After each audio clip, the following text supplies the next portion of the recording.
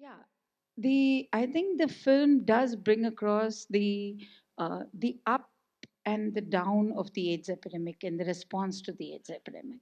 So um, government, society, when HIV hit us, didn't know what to do, and then slowly rallied around and started creating money, started creating resources to respond to the epidemic. And now we are at that low where the state does not feel that the HIV epidemic is an important um, thing to fight. Neither the governments of the world, and therefore there's a lot of despondency, and that I think is something that we're all reacting to in various parts of the world. What happened with the HIV epidemic also is that since it worked with marginalized communities so much, suddenly marginalized communities became center stage, you know and after living in the margins for generations, and then you come center stage, you start believing that society is finally imagining a world with all of us in it. And then there's a graph that's really pointing straight down, and that I think is difficult for the community to deal with. I want to ask you about the Twitter chat that we had recently. So, as a build up to this, we had a Twitter chat. Um, and one of the threads in the conversations was about Sangram's work with sex workers, one of the marginalized communities that you work with. And you mentioned over there moving away from despondency to a little bit of hope about how over the past 25 years you've used collectivization as a tool to actually make the healthcare system work for sex workers. Um, and reclaim the civil hospital space. So, can you maybe take us towards that hopeful space of how you managed to do that under very challenging circumstances? um, Yes, the civil hospital was not prepared for the sex workers, right? I mean, they just did not know how to deal with this community. And this government was pushing for sex workers to be given condoms, very bad condoms, by the way. It was even till today, like you saw in the film, that the condoms just don't have any lubrication. They're totally useless in many situations, but then we try our best to make them work for us.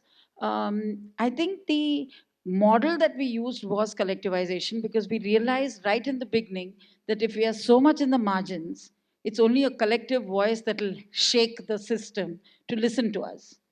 So that was the tool we used.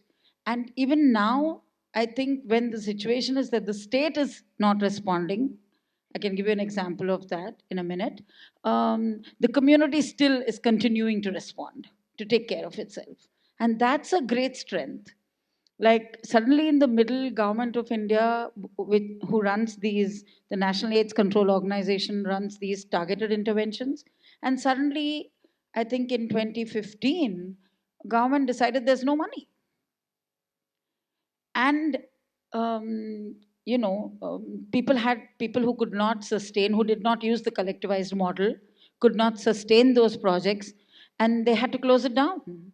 Whereas the women from WAMP responded, and they just went ahead and continued to fight the epidemic and take care of themselves and take care of their clients. And I think that's the sustainable model, actually, that we need to look at for all our future interventions. But you spoke also in the film about how this is a threat because of fragmentation. So, Yes. can you tell us Yes. a little bit more about that?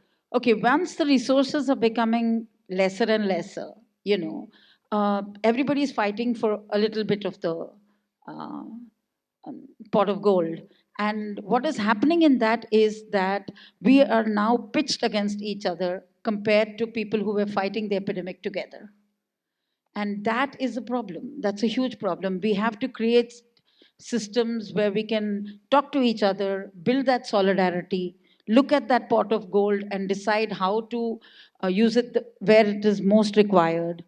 And I think that conversation is lacking, to be very frank. And that is where the despondency is more, because the state has always kept us in the margins. We will keep fighting to come back into the center. That's part of our survival strategies. But what we need is creative space, and I hope this film really can push for that sense of solidarity that we all started off in the struggle against HIV, will again bring us back together as communities who have been wronged by society, and by state, by criminalizing us.